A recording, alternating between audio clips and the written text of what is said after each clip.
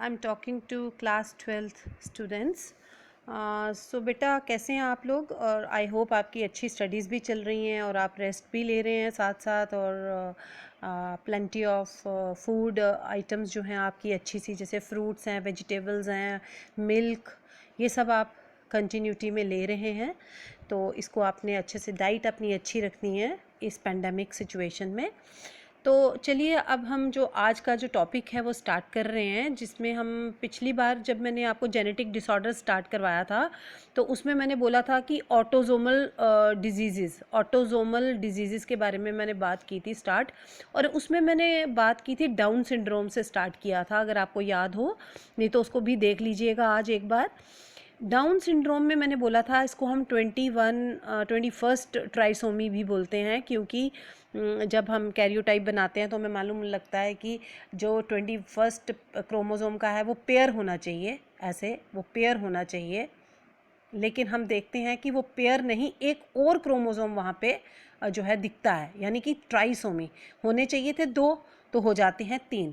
तो ये जो डाउन सिंड्रोम था इसको एक और नाम दिया जाता है मंगोलियन ईडीएससी। तो ठीक है, ये शुरू में इसको नाम दिया गया था क्योंकि एक स्पेशल तरह की मेंटल रिटार्डेशन जो देखने को आई तो नाम दे दिया गया, लेकिन बाद में ये मंगोलिया के जो लोग थे, ये एक पर्टिकुलर रेस को रिप्रेजेंट करता है, तो इसलिए अब ये नाम जो है कैंसिल करके तो डाउन सिंड्रोम जो है दिया गया है। तो इडियट कहना ही अपने आप में एक बहुत बड़ा आ जाता है, तो इसलिए उस दिन मैंने मंगोलियन ईडीएससी नहीं बताया था आपको, तो इसलिए मैंने आपको बताया कि इसको ये नाम भी दिया जाता है, और आजकल जो है इसका नाम बदल के डाउन सिंड्रोम कर दिया गया है। तो इसमें एक और मैं आपको बताऊं, एक और सिंड्रोम रहता है जिसको बोलते हैं एडवर्ड्स सिंड्रोम। ठीक है, अब ज़्यादातर आपको डाउन सिंड्रोम के बारे में ही एग्ज़ाम में पूछा जाता है, बट फिर भी आप इसका थोड़ा सा ये याद रखेंगे कि ये 18th क्रोमोसोम की ट्राइसोमी जो है वो होती है। ठीक है, और साथ ही साथ ये कोई 6 मंथ्स में जो बच्चा है वो जो है वो सर्वाइवल जो रेट है इसका लाइफ टाइम जो है वो 6 मंथ्स रहता है, फिर उसके बाद उसकी डेथ हो जाती है। एक और इसी तरह से रहता है ऑटोजोम पे, उसको बोलते हैं पटाउज सिंड्रोम। ये जो नाम है ये साइंटिस्ट के नाम के ऊपर दिए गए हैं, एडवर्ड या पटाउ। तो ये 13th क्रोमोसोम की ट्राइसोमी जो है देखने को आती है कभी कभी, और ये इसका जो सर्वाइवल टाइम है, लाइफ स्पैन होता है बच्चे का, वो 4 मंथ्स तक होता है, क्योंकि ये नॉर्मल नहीं होंगे ना बच्चे। एक और होता है क्राई ड्यू चैट सिंड्रोम, ये भी ऑटोजोम में होता है, ये 5th क्रोमोसोम में। उसका क्या होता है कि एक हाफ उसकी जो आर्म होती है ना क्रोमोसोम की, जैसे ये आर्म्स मैंने ड्रा की हैं, आधी जो उसकी आर्म है वो नहीं होती है, वो डिलीट हो गई होती है किसी भी वजह से। तो ऐसा बच्चा जो है वो बिल्कुल जैसे वो बिल्ली क्राई करती है ना, म्यू म्यू करती है कैट की तरह, तो उसकी आवाज़ इस तरीके से होती है। तो ये रेयर है, it is very rarely found, क्योंकि एक क्रोमोसोम का कटना और होना ये अलग मतलब रेयर है। तो बाकी अदरवाइज़ इसकी जो रोने की आवाज़ जो है बड़ी टिपिकल सी रहती है, ऐसे लगता है कि कैट की आवाज़ आ रही है। ओके बच्चे, ये आपको ऑटोजोमल डिसऑर्डर्स जो हैं, ये कॉम्पिटिटिव में भी ये चीज़ें पूछ ली जाती हैं, इसलिए मैंने आपको बता दिया। अब चल रही हूँ सेक्स क्रोमोसोम्स की तरफ। ठीक है, इसमें ज़्यादातर आपको डाउन सिंड्रोम के बारे में पूछा जाता है। सेक्स क्रोमोसोम में जो भी डिसऑर्डर्स एन्यूप्लॉइडी +1 -1 क्रोमोसोम के कारण जो होते हैं, जो चीज़ मैं अभी आपको समझाने जा रही हूँ ये बहुत ही इंपॉर्टेंट है। अगर आपको ये समझ में आ गया तो आपको पूरे डिसऑर्डर समझ आ जाते हैं। देखिए, अब हमें मालूम है कि फीमेल्स में एक्स क्रोमोसोम होते हैं और मेल में सेक्स क्रोमोसोम जो है XY होता है। ठीक है बेटा, अब आपको पता है कि गेमेटोजेनेसिस होती है। ठीक है, अब गेमेटोजेनेसिस जब होती है तो नेचुरली एग्स बनेंगे और स्पर्म्स बनेंगे। ठीक है बेटा, अब एग्स जो हैं, अगर मैं बात करूं, नॉर्मल एग कौन से होंगे? नॉर्मल एग कौन से होंगे? ये वाले, ये हो गए नॉर्मल एग्स। लेकिन एबनॉर्मल एग्स कौन से होंगे? जिसमें कि दोनों चले गए और एक में कोई भी नहीं गया। ये कौन से एग्स हो गए? एबनॉर्मल। ठीक है बेटा, और ये कौन से हो गए? नॉर्मल। ठीक है, समझ आ गई।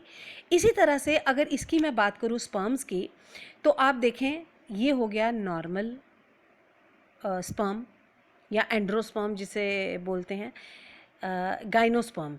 ये हो गया एंड्रोस्पर्म, ये नॉर्मल हो गए, ये नॉर्मल स्पर्म्स हो गए। ठीक है बेटा, अब एबनॉर्मल कौन से होंगे कि अगर दोनों में एक्स वाई एक ही में चला गया स्पर्म में और इसमें कोई भी नहीं गया, ये कौन से हो गए? एबनॉर्मल।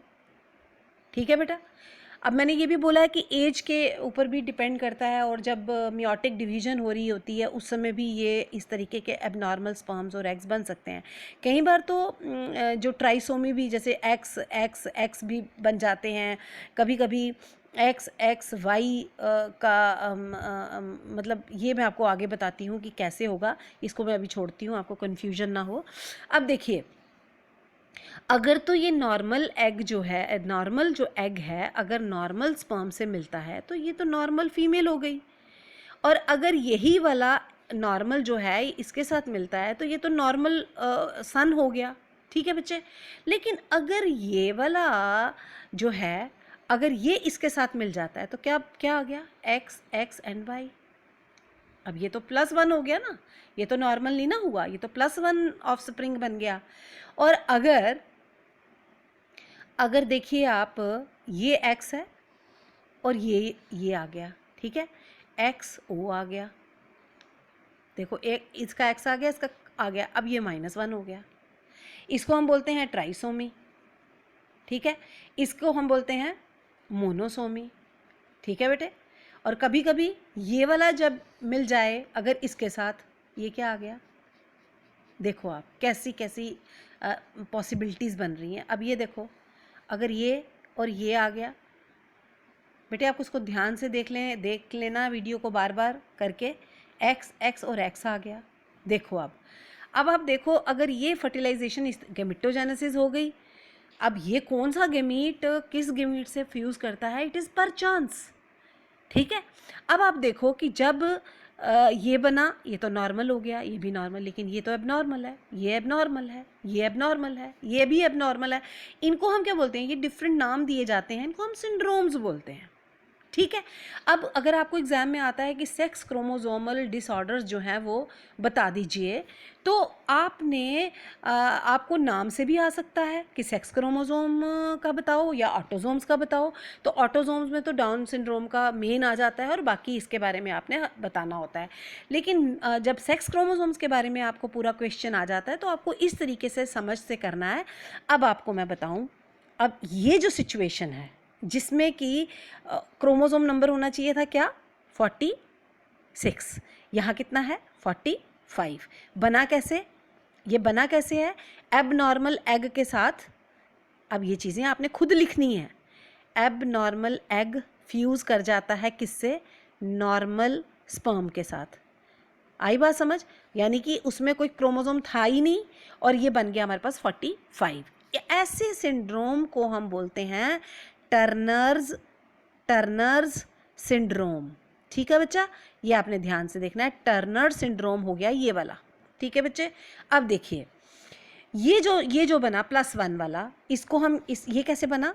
अगेन नॉर्मल स्पर्म जो है जब फ्यूज़ कर गया एबनॉर्मल एग के साथ, ठीक है ना, ये बन गया। इसको हम बोलते हैं लाइनफेल्टर्स सिंड्रोम।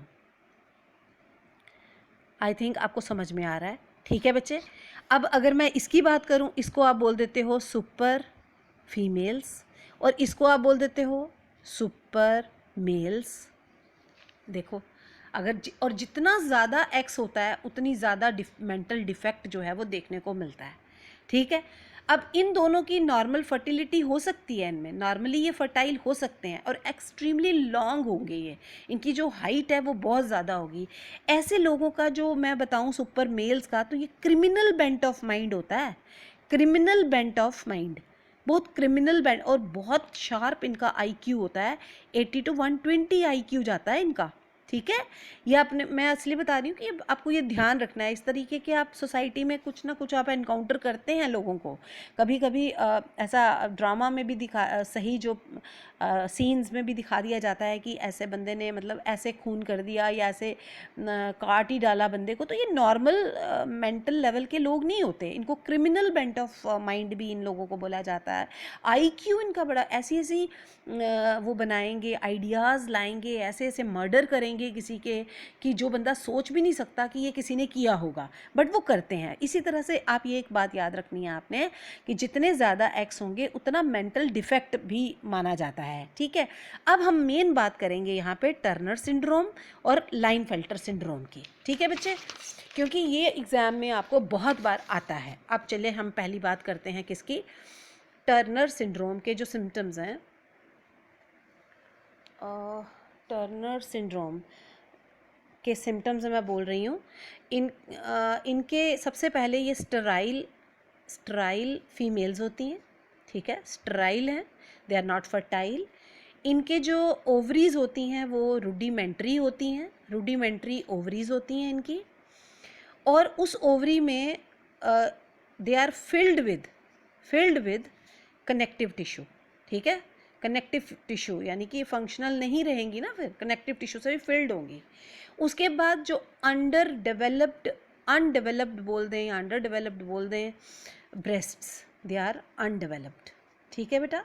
फिर उनका जो यूट्रस होगा दैट इज़ स्मॉल यूट्रस होगा। जो इनकी फिंगर्स होती हैं पफ़ी, ऐसे मोटू सी ऐसी फिंगर्स होंगी, पफ़ी फिंगर्स होंगी। और इनकी जो हाइट होती है लेस देन 5 फीट। अब किसी की हाइट लेस देन 5 फीट है उसका ये मतलब नहीं है उसको ये वाला सिंड्रोम है, क्योंकि बाकी बातें भी जो है, बाकी कैरेक्टरिस्टिक फीचर्स जो हैं वो भी देखना इम्पॉर्टेंट होता है, ठीक है। दैट इज़ शॉर्ट स्ट्रेचर्ड होते हैं, बिल्कुल अलग सी इनकी जो बॉडी स्ट्रेचर जो है अलग होती है। इनकी जो नेक होती है, स्किन के फोल्ड्स आपको नज़र आएंगे, वेब्ड नेक।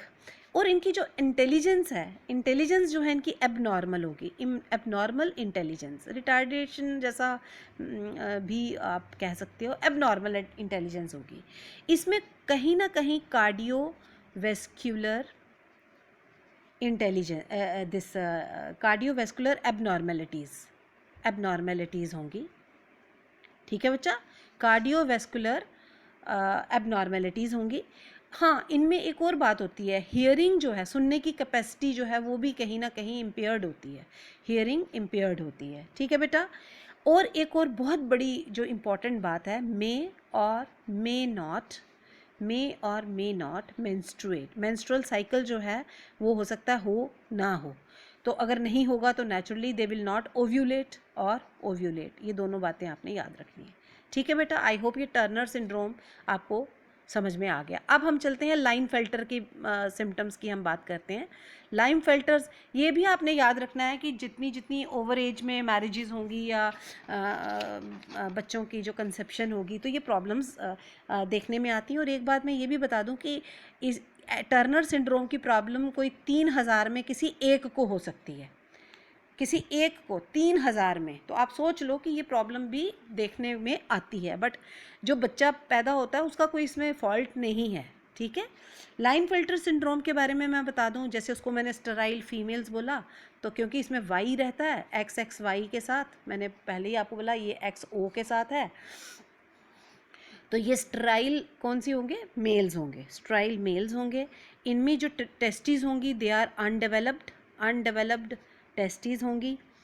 इनकी जो मेंटल लेवल जो है that is again mentally retardation जो है ये शो करेंगे, मेंटल रिटार्डेशन शो करेंगे। एक सबसे बड़ी बात है कि इनमें कुछ ना कुछ फेमिनिन कैरेक्टर्स का क्या मतलब होता है, फीमेल लाइक कैरेक्टर्स। वो कैसे, जैसे बॉडी में इनके जो स्पेयर्स हेयर, बॉडी में जो बाल वगैरह होते हैं हमारे जैसे commonly, they are very less. और इनकी जो पिच जो वॉइस होती है, इनकी वॉइस आवाज़ जो होती है वो भी कहीं ना कहीं कभी कभी लड़कियों जैसी पिच्ड आवाज़ जो है इनकी होती है। And also the enlarged breasts, ठीक है। और ये आपने याद रखना है कि फेमिनाइन करेक्टर्स, क्योंकि XX आ गया ना इसमें, ठीक है, तो जितना ज़्यादा X मैंने पहले ही बोला होगा उतना ही ज़्यादा ये प्रॉब्लम जो है देखने को आती है। एक बड़ी जो इम्पॉर्टेंट बात है कि ये किसी 500 में से किसी एक को ये होती है। इनका एक बहुत ज़बरदस्त कैरेक्टरिस्टिक होता है कि इनकी जो लेग्स होती हैं वो लॉन्ग होती हैं, काफ़ी लॉन्ग लेग्स जो हैं इनकी काफ़ी लॉन्ग रहती हैं। तो आपको अब ऑटोसोमल डिसऑर्डर्स और सुपर मेल सुपर फीमेल्स में मैंने आपको बता दिया। तो ये आपने अच्छे से आज कर लेना है डाउन सिंड्रोम के बारे में या ऑटोसोमल डिसऑर्डर्स, और साथ ही साथ आपने कर लेना है कौन सा, सेक्स क्रोमोसोम पे जो डिसऑर्डर्स हो रहे हैं। ठीक है बच्चे, ओके बेटा, take care, stay at home and take care, bye.